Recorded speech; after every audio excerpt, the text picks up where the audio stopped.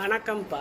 குழந்தைகளுக்கு பிஸ்கட்டு, அப்புறம் இந்த பாலில் கலந்து கொடுங்கன்னு சொல்லி மாட்டுப்பாலில் இந்த ஹார்லிக்ஸு, பூஸ்ட்டு, போன்விட்டா என்னென்னமோ விவா என்னென்னமோ பையன் ஒசரமாக வளர்ந்துருவேன், எல்லாம் ஆரோக்கியமாக இருப்பேன், நல்லா விளையாடுவேன்னு சொல்லி எல்லாம் விளம்பரம் கொடுத்து அதெல்லாம் சாப்பிட சொல்கிறாங்க. அதெல்லாம் கெட்டது, சாப்பிட வேண்டாம், சாப்பிட்டா பிரச்சனை வரும் குழந்தைகளுக்குன்னு நான் எத்தனை வீடியோ போட்டிருக்கேன்.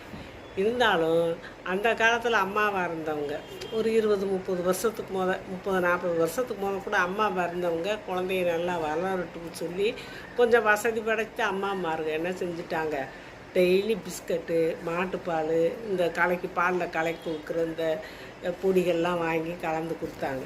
இப்போ அவங்க நல்லா இருக்காங்கன்னு நீங்கள் நினைக்கிறீங்களா? கிடையவே கிடையாதுப்பா.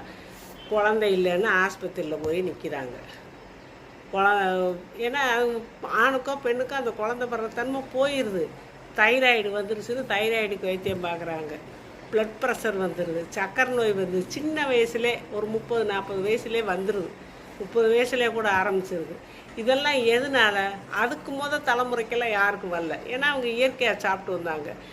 இடத்தட்டில் கொடுத்து வந்தாங்க பாருங்க விளம்பரத்துகளை பார்த்து.